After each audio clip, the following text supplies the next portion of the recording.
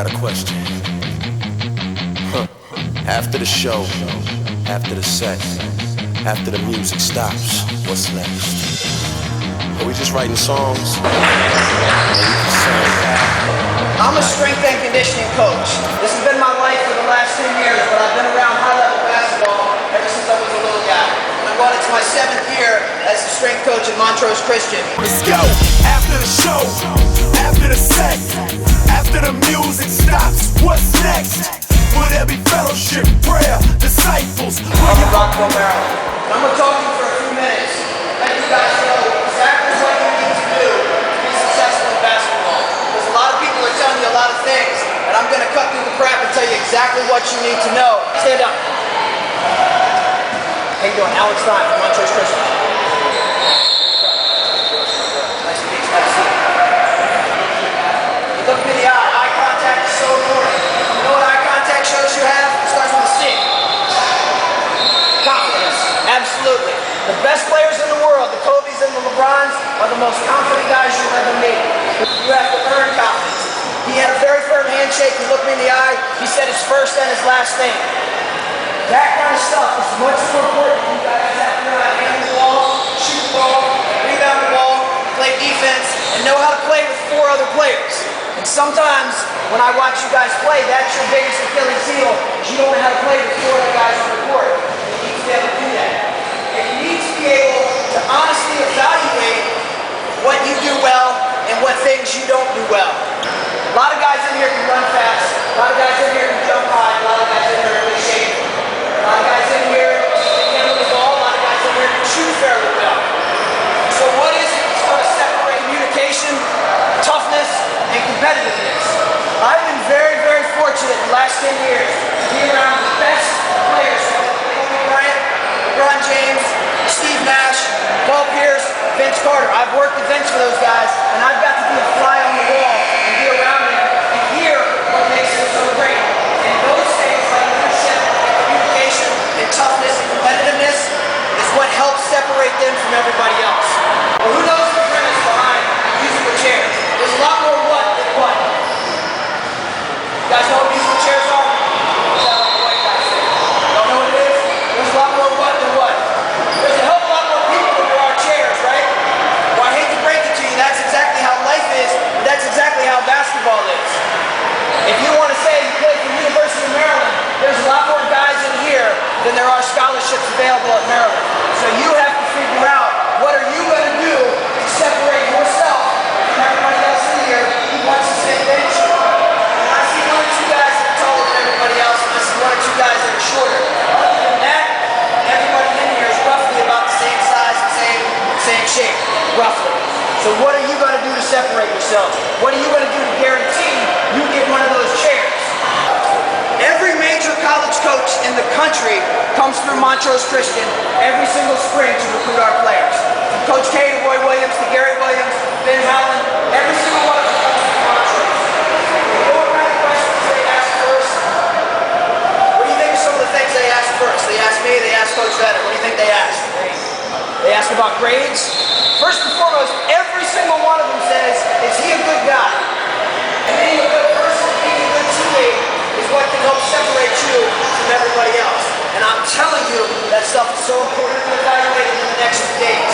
But you guys are going to be evaluated for the next couple of years as you try to go on and play in college, and then some of you attempt to get paid to play this game.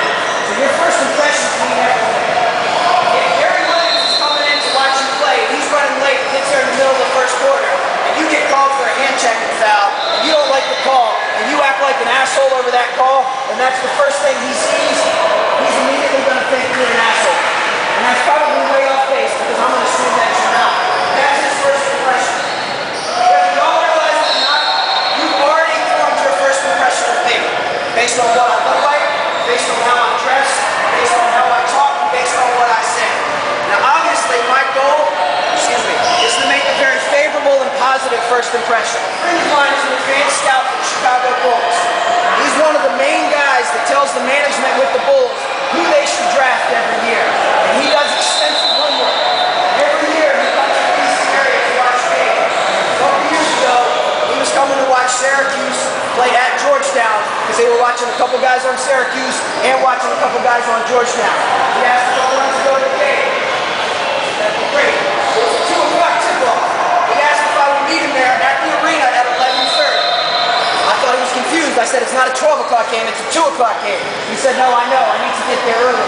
Because what I want to see happens before the game. Where the big guys working on jump hooks, where the guards working on their handle. He was writing that stuff down. He wants to know if a little kid comes up and asks for their autograph, was the guy respectful to a little kid, or was he innocent? That's the stuff he wrote down. He took, honestly, probably 12 to 15 pages of notes before the teams even did their actual warm-ups. You know how many pages of notes he took during the game? Maybe 2. So I can watch film if I want to see somebody play. If I want to see what kind of character somebody has, what kind of heart they have, and if they take their preparation serious, I need to watch them before the game, and I need to watch them when they don't know that I'm watching. With that being said, where's the ball? Stand up real quick. Come right here. You know what the corkscrew is? You go around your head, around your waist. Yeah, do that 20 times as fast as you can. Go! Faster! Come on, hurry up! Faster, come on! Quick! You gotta get that ball moving. Come on! You wanna play at a high level, you gotta get the ball moving. Quick! Faster, come on! Quick, 20 up, fast as you can. Come on, hurry up! Quick! That's good, let's see. Some of you are in your mind going, he fumbled the ball 2 or 3 times. He sucks, he ain't very good at that drill. Actually, that was great. Because, first of all, he's doing that in front of a whole bunch of people watching for that pressure. But what he did was he attempted to do something faster than he was currently capable of doing, which is the whole point of training. You guys can't be afraid to make mistakes when you're in a structured training environment. If he came up here and went around his head racing knees 20 times and didn't make one mistake, then he didn't push himself hard enough. He didn't do anything to get better. And again, I'm going to generalize because I'm around kids your age all the time. Some of you are more worried about looking cool than you are about getting better. Every single person in this room, myself included, can get better. Every single person. Guys that you would think have already arrived. Chris Paul, I got to hang out with Chris Paul for a week down in Listen City. That is one of the hardest working son of guns I've ever met in my life. He gets up at 6 every day and goes through 2-hour workouts that would make most people in here eat. You're talking about arguably one of the top point guards in the NBA, if not the top point guard. But he doesn't think that he's already arrived. He knows he can get better and he puts in the work. And that's the attitude that you guys need to have. Right here. Who wants his $5? Who wants $5? Who wants it? Who wants it? What's your name? Shay Shay? Shay Shay's the only one who has $5. Why is that? What did he do that nobody else in this room did? You're going to have to come to a point in your life where you have to decide, are you willing to sacrifice something in order to get that $5? Then you would have the decision to make, do I want to sacrifice staying after practice every day and making 200 extra shots in order to prove to Coach Wooten that I deserve more playing time? That's something he'd have to ask himself. And that's something you guys have to ask yourselves. Everybody in here says they want to be a great player. But how many of you are willing to make the sacrifice to do the things necessary to be a great player? Right there, I'm telling you guys, blueprints of success. You make sure you're in great shape, that you're as strong and as fit as possible. You make sure you can do the skills that you need to play your position. You make sure you work on leadership, communication, toughness, and competitiveness. You make a good first impression in everything that you do. And when it's time to put in work, you get off your ass and you put in work. So with that being said, everybody get off their ass. After it's over, after it ends, after the music stops, what then?